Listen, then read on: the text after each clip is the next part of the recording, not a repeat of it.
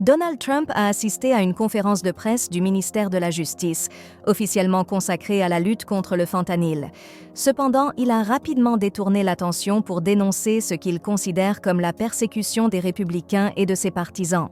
Il a affirmé que CNN et MSNBC agissent comme des bras politiques du Parti démocrate, les accusant d'être corrompus et de publier des informations biaisées contre lui.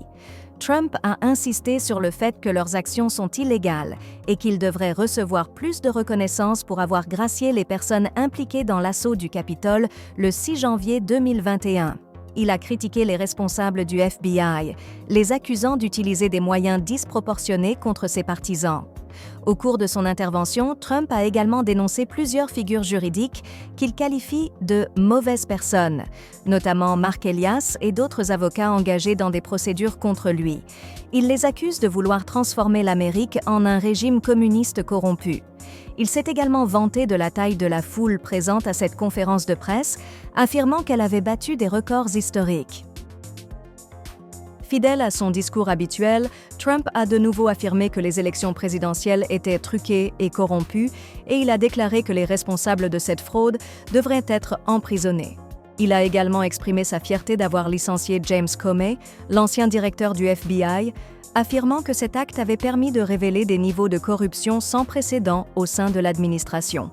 Il a ensuite évoqué la révocation des habilitations de sécurité de plusieurs de ses détracteurs, dont le procureur spécial Jack Smith, le procureur de district Alvin Bragg et la procureure générale Letitia James, qu'il accuse de mener des persécutions partisanes contre lui. Dans un passage plus étrange de son discours, Trump a partagé son affection pour le mot « épicerie », qu'il trouve démodé, tout en critiquant la hausse des prix alimentaires. Cette digression a été suivie par une publicité pour des draps thermorégulateurs, une interruption inhabituelle dans un discours politique. Enfin, Trump a loué la juge Aileen Cannon du district sud de la Floride, qu'il a nommée, pour son soutien apparent dans ses affaires judiciaires.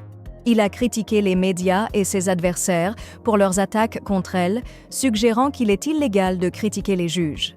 Il a conclu en affirmant que les grands médias, comme le New York Times et CNN, sont fondamentalement corrompus et utilisent leurs plateformes pour intimider les juges et influencer les décisions judiciaires.